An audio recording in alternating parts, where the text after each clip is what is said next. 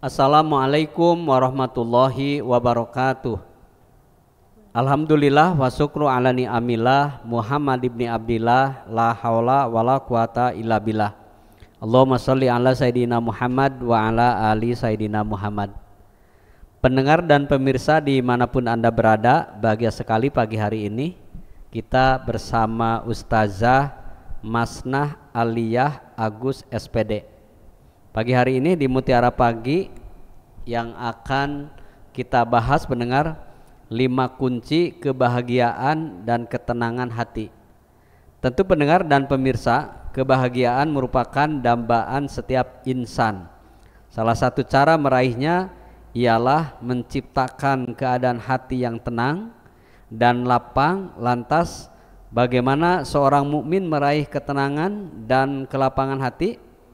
Pagi hari ini kita bahas 5 kunci kebahagiaan dan ketenangan hati, akan dibahas oleh Ustazah Masnah Aliyah Agus SPD. Silakan Bu Ustazah.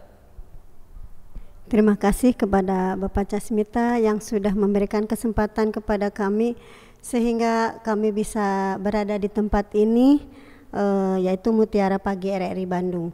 Mudah-mudahan Bapak Haji Sasmita selalu sehat karena beliau adalah senior kami. Bismillahirrahmanirrahim. Assalamualaikum warahmatullahi wabarakatuh. Innal hamdalillah nahmaduhu wa nasta'inuhu wa nastaghfiruhu wa na'udzu billahi min syururi anfusina wa min sayyiati a'malina may yahdihillahu fala mudhillalah wa may yudhlilhu fala hadiyalah. Ashhadu alla ilaha illallah wa ashhadu anna Muhammadan abduhu wa rasuluh amma ba'du. Rabbi shrahli sadri wa yassirli amri wahlul 'uqdatan min lisani yafqahu qauli. Puji syukur kehadirat Allah Subhanahu wa taala yang senantiasa melimpahkan kepada kita semua berupa nikmat iman, nikmat Islam serta nikmat kesehatan. Pemirsa yang saya cintai, di sini saya akan memaparkan tentang 5 kunci kebahagiaan dan ketenangan hati. Apa itu kebahagiaan? Tentunya kebahagiaan yang selalu diinginkan oleh semua manusia. Karena kebahagiaan itu semua orang menginginkan, ya, yang namanya kebahagiaan itu pasti selalu diinginkan oleh semua manusia. Kebahagiaan itu keimanan yang berkualitas dekat dengan Allah, menerima dengan ikhlas segala ketetapan Allah. Kebahagiaan itu ada di dalam diri kita. Jadi kebahagiaan itu harus diciptakan oleh kita. Kalau kita ingin bahagia, maka ciptakanlah oleh diri kita sendiri dengan penuh rasa bersyukur, ikhlas, sabar apa yang telah Allah berikan kepada kita.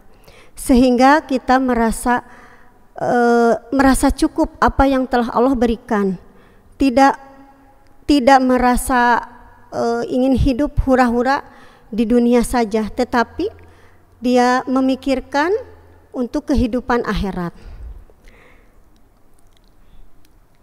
Kebahagiaan itu menikmati karunia Allah dan bersyukur kepadanya atas karunia-Nya.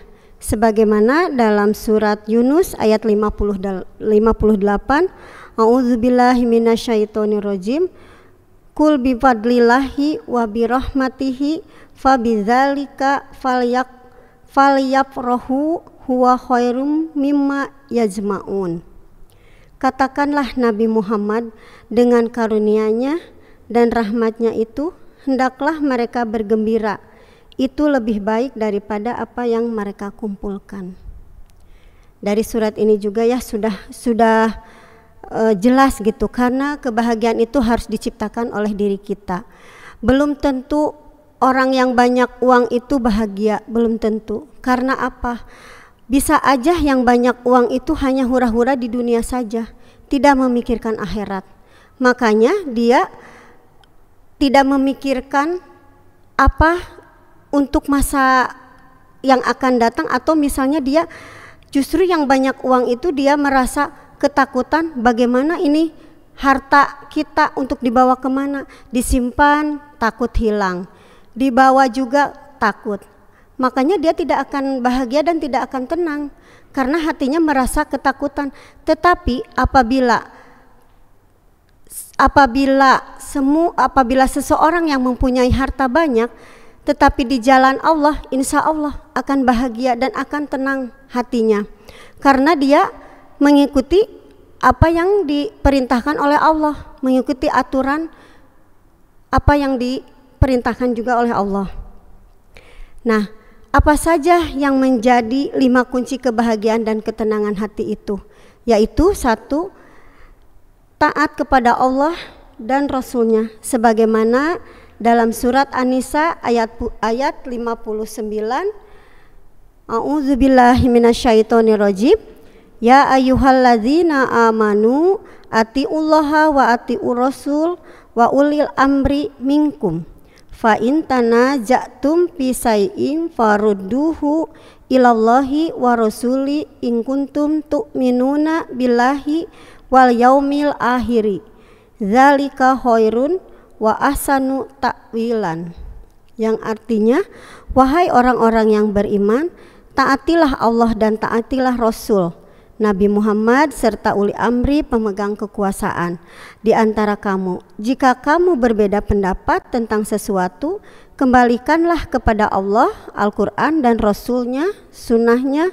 Jika kamu beriman kepada Allah dan hari akhir, yang demikian itu lebih baik bagimu dan lebih bagus akibatnya di dunia dan di akhirat.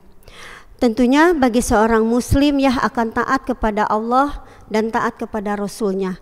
Karena dengan taat kepada Allah dan Rasulnya kita akan menjadi tentram, akan menjadi tenang hatinya. Yang kedua, selalu berzikir dan selalu akan mengingat kepada Allah. Selalu berzikir dimanapun kita berada, bagi orang muslim tentunya akan selalu mengingat kepada Allah. Dimanapun, kapanpun kita berada, kita harus selalu mengingat kepada Allah agar kita terhindar dari segala macam yang membahayakan kepada kita. Yang ketiga yaitu mencari ilmunya Allah. Karena mencari ilmunya Allah itu adalah wajib. Sebagai orang muslim ya harus mencari ilmunya Allah sebelum kita meninggal dunia. Karena mencari ilmunya Allah itu adalah untuk kebahagiaan di dunia dan di akhirat.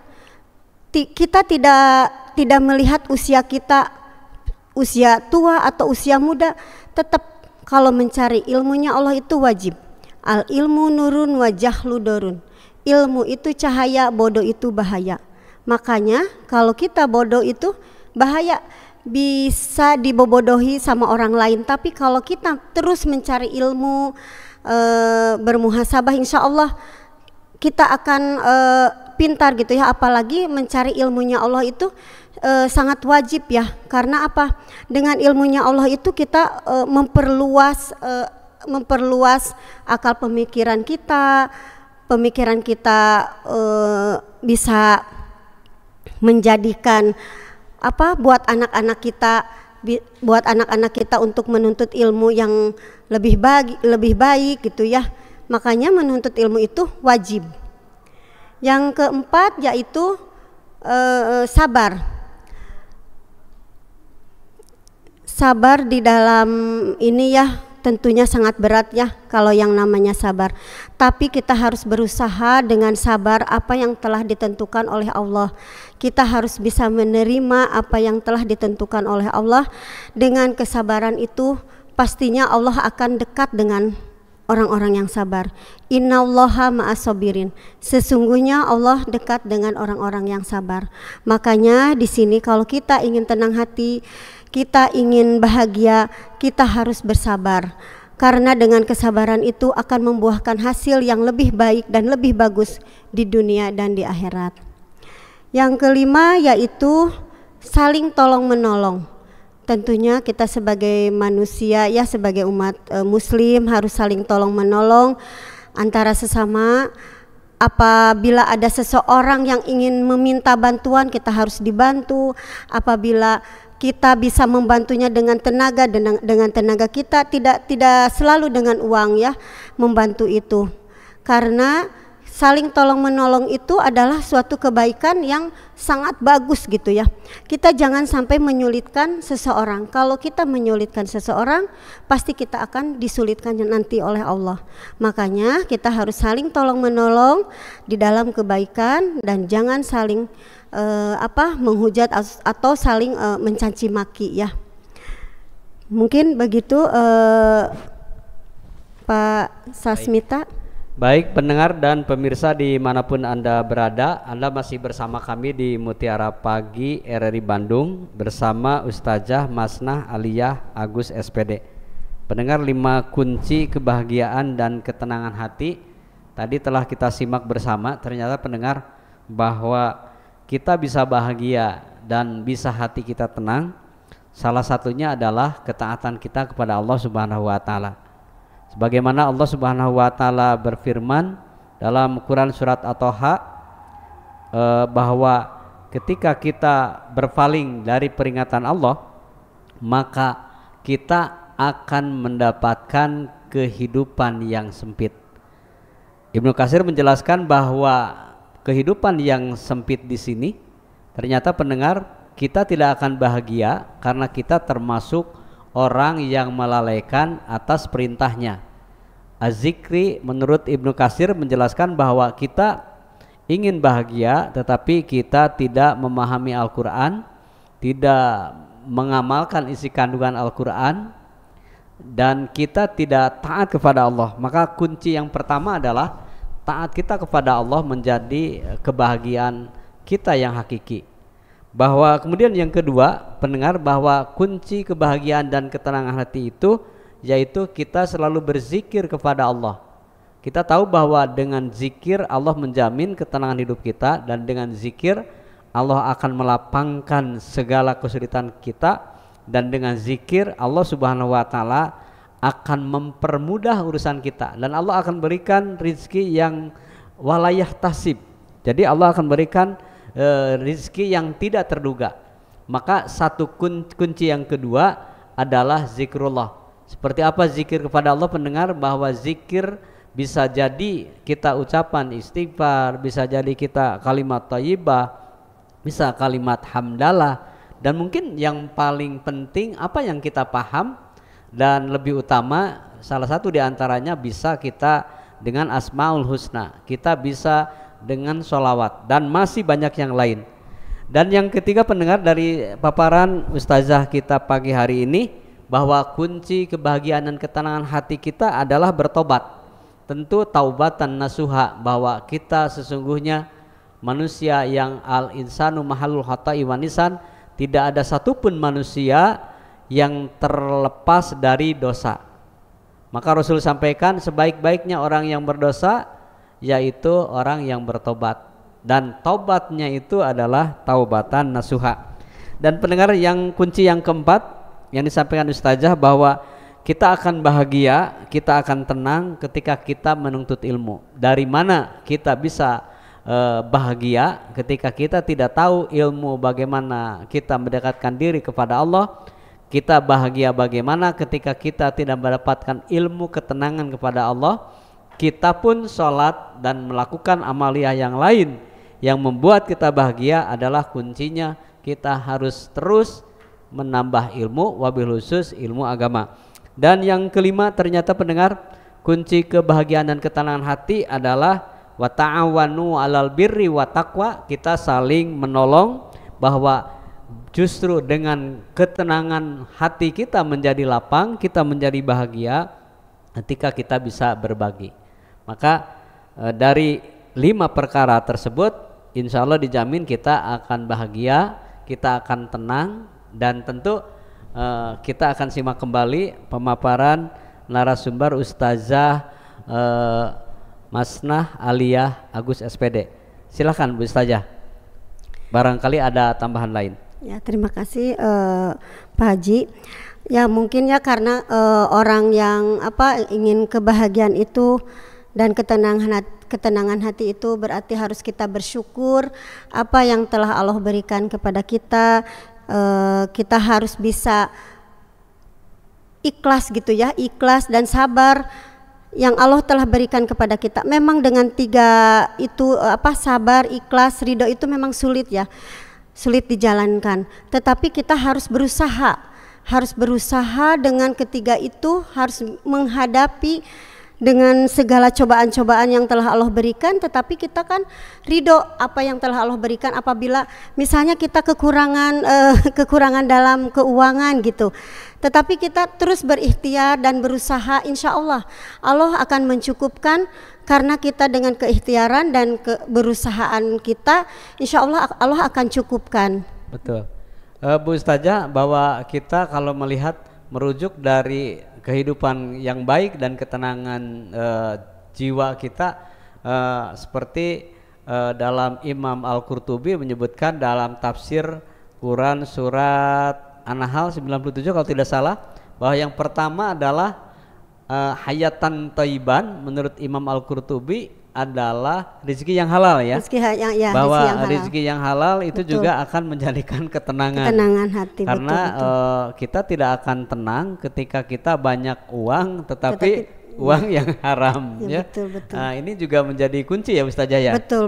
Iya. Kemudian al-qanaah yang kedua ya, kita juga harus qanaah bahwa menerima apa yang diberikan oleh Allah. Betul. Banyak orang seperti itu ya Ustazah ya. Betul. Bahwa kita hidup serakah, kita terlalu bersemangat, selalu membandingkan rezeki kita dengan rezeki yang orang lain. Ya. Nah ini juga betul ya. Membanding-bandingkan. Seperti apa Ustazah yang bersifat qanaah itu menurut Ustazah? Ya, kalau qanaah itu berarti ya teguh pendirian ya. Kita harus berlapang dada gitu ya. Kalau misalnya kita sudah berikhtiar dan memang hasilnya seperti itu, tetapi rezeki yang kita dapatkan itu rezeki yang halal thayyiban, itu enak dimakan oleh keluarga, oleh diri kita sendiri gitu ya. Karena dengan rezeki yang halal thayyiban itu Allah sangat meridhoinya gitu ya. Terus yang dinamakan qanaah itu kita harus betul-betul berada di dalam teguh pendirian kita bahwa kita itu diuji dengan Allah. Misalnya dengan diuji, kan ujian itu mungkin yang Allah berikan itu kan bermacam-macam ya. Betul. Kepada manusia bermacam-macam, diberikan kesulitan misalnya dengan anak yang nakal atau misalnya dengan keuangan gitu ya. Itu juga dengan anak yang nakal itu tidak menjamin bahagia gitu. Justru yang menjadi orang tua itu akan gelisah karena dia belum bisa untuk mendidik anaknya menjadi anak yang soleh dan soleha gitu. Nah itu juga kembali lagi kepada orang tuanya. Kenapa anak kita bisa seperti itu? Mungkin saja dari orang tuanya seperti apa gitu ya. Berarti kembalikan lagi kepada keluarga sebagai uswatun hasanah gitu. Bu Ustazah, ini menjadi kiat-kiat penting tentu dalam kehidupan kita supaya kita tidak selalu membanding-bandingkan harta kita dengan orang lain. Kita tidak membanding-bandingkan suami kita dengan suami orang lain. Ini kan menjadi keseharian yang membuat gelisah, tidak menjadi ketenangan. Menurut Bu Ustazah sendiri seperti apa? Sebetulnya sih kita kalau membanding-bandingkan itu ya sangat menyiksa diri. Sangat menyiksa diri karena kita tidak boleh membanding-bandingkan misalnya saya dengan yang lain gitu ya. Karena kalau misalnya semua sama di dunia ini mungkin tidak ramai, Pak Haji. Makanya kita tidak boleh membanding-bandingkan misalnya rezeki orang lain dengan kita. Kita tidak boleh membanding-bandingkan. Berarti kalau kita membanding-bandingkan, kita tidak bersyukur apa yang telah Allah berikan kepada kita. Makanya kita harus bersyukur apa yang Allah telah berikan kepada kita dengan rasa sabar, ikhlas, ridho. Nah itu gitu. Ini juga kunci kebahagiaan itu adalah taufiquhu ila ta'ah. Ternyata bahwa kalau malam kita sempat tahajud betul, kita sempat sholat duha tadi pagi, sempat baca Al-Quran, ini juga menjadi kunci kebahagiaan Ustazah ya. Ya, kunci kebahagiaan dan hatinya akan menjadi tenang.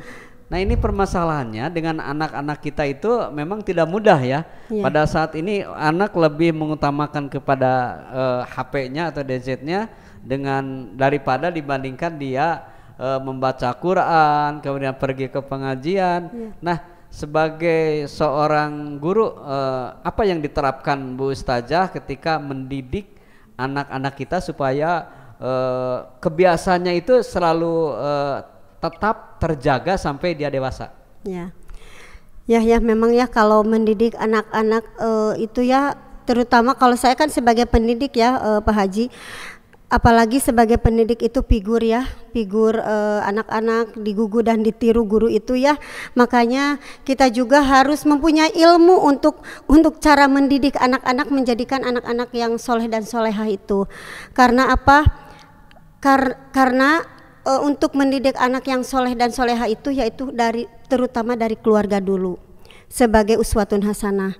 Kalau misalnya keluarganya misalnya gitu ya hancur-hancurannya, mungkin anaknya juga akan seperti itu. Nah kalau kita lagi berkumpul dengan keluarga, makanya kalau bisa gitu ya, memang yang namanya HP itu tidak bisa lepas dari tangan kita ya Pak Haji ya. Semuanya kalau kita lagi berkumpul, kadang yang ayahnya lagi main HP, ibunya lagi main HP, anaknya main HP. Padahal justru dari kesempatan untuk kita ngobrol gitu ya, untuk kesempatan untuk kita saling sharing dengan keluarga gitu ya. Nah dari sini saya juga suka selalu kalau misalnya pas lagi kumpul, saya selalu HP jangan dibawa, udah HP disimpan saja, nanti saja gitu. Kecuali kita misalnya lagi santai, bolehlah itu mah ya masing-masing gitu. Gitu Pak. Jadi banyak upaya ya ternyata kita ingin meraih kebahagiaan, sekalipun di keluarga kita banyak uang, fasilitas juga tidak ada. Nah ini tetapi ketika anak kita tidak soleh, tidak nurut, ini juga menjadi suatu malapetaka ya Ustazah ya. Betul. Ya. Ini upaya kita selain dari mendidik, apalagi yang membuat supaya anak kita patuh terhadap ajaran agama, taat kepada perintah orang tua. Seperti apa kiat-kiatnya Bu Ustazah? Kalau misalnya anak kita ingin menjadi anak yang soleh dan soleha, terutama yaitu pada diri orang tuanya ya, dan di dalam kandungannya, semenjak dalam kandungan itu harus terus dibawa kajian-kajian Islami gitu, dibawa kebaikan-kebaikan lah, dibawa misalnya mengaji, dibawa ke masjid taklim gitu ya. Nah dan yang menjadi anak yang soleh dan soleha itu yaitu ibunya apakah sudah soleh atau tidak. Jadi kembali lagi kepada kedua orang tuanya. Karena kebanyakan anak yang soleh dan soleha dan anak yang soleh dan soleha itu yaitu dari keluarga, bukan dari luar gitu. Kalau dari luar itu mungkin pergaulan. Nah dari pergaulan itu kalau anaknya dididik dari kecil tentang agama, insya Allah akan bisa mencegah dalam menjalankan keburukan itu gitu. Baik. Pendengar dan pemirsa Mutiara Pagi RRI Bandung dimanapun Anda berada, Anda bisa menyimak kami pendengar setiap pagi Mutiara Pagi RRI Bandung di pukul 5 hingga menjelang pukul 6, dan tentu saja dengan narasumber yang berbeda, dengan topik bahasan kita yang berbeda setiap hari, dan insya Allah ini menjadi ajang buat kita menambah ilmu, menambah wawasan, terutama dalam praktek kita meningkatkan, dalam praktek ibadah kita untuk meningkatkan keimanan, ketakwaan kita kepada Allah Subhanahu wa taala. Dan Anda pun pendengar bisa melihat kami langsung bahwa di setiap pagi di channel YouTube RRI Bandung Live di Mutiara Pagi. Dan pagi hari ini kami masih ngobrol bersama Ustazah Masnah Aliyah Agus. Beliau adalah sarjana pendidikan yang sangat giat dalam membina anak-anak, khususnya anak-anak di tingkat usia dini, dan juga beliau adalah salah satu aktivis kegiatan agama yang sangat luar biasa. Nah ini kalau berbicara kita menciptakan anak yang soleh dan soleha, tadi Bu Ustazah menyampaikan bahwa kembali ke pribadi kedua orang tuanya. Dan upaya itu istilahnya kalau bahasa agama itu tarbiyatun qabla wiladah ya. Jadi pendidikan sebelum lahir. Nah, betul. Ini juga dilakukan terutama mungkin saat mengandung 4 bulan, 7 bulan. Nah, ini hal-hal tersebut bisa dikatakan ini adalah suatu adat yang positif. Seperti apa Bu Ustazah diisinya supaya itu menjadi mengalir terus kepada anak kita di kegiatan-kegiatan saat anak sebelum lahir? Ya, kitanya kan harus lebih dekat kepada Allah ya, tentunya ya, harus lebih dekat kepada Allah, harus terus berzikir, harus terus membuat nanti si anak menjadi anak yang soleh dan soleha itu, terutama akhlak ibunya harus betul-betul taat gitu. Insya Allah kalau misalnya kedua orang tuanya taat kepada Allah, insya Allah akan melahirkan anak yang soleh dan soleha. Jadi orang tua itu adalah menjadi guru pertama. Betul. Sebelum kepada ibu bapak guru di luar sana misalnya. Betul Pak Haji, betul. Ini kalau menyimak dari apa yang tadi Bu Ustazah sampaikan, pendengar kita bisa tarik kesimpulan ternyata kunci kebahagiaan dan ketenangan hati itu salah satu hal yang harus diingat kembali. Seperti apa Bu Ustazah? Kesimpulannya jadi itu 5 kunci kebahagiaan dan ketenangan hati itu yaitu keimanan yang berkualitas, dekat dengan Allah, menerima dengan ikhlas segala ketetapan yang telah Allah berikan, terutama yaitu taat kepada Allah dan Rasul-Nya. Kita selalu berzikir dimanapun kita berada. Ketiga yaitu tolabul ilmi. Keempat sabar. Kelima selalu saling tolong menolong antara sesama manusia agar kita menjadi bahagia dan menjadi tenang hati. Baik pendengar dan pemirsa Mutiara Pagi dimanapun Anda berada, sampai di sini jumpa kita di Mutiara Pagi hari ini bersama Ustazah Masnah Aliyah Agus SPD. Di kesempatan lain kita akan berjumpa kembali masih di Mutiara Pagi dari Bandung. Subhanakallahumma bihamdika asyhadu an la ilaha illa anta astaghfiruka wa atubu ilaik. Wassalamualaikum warahmatullahi wabarakatuh.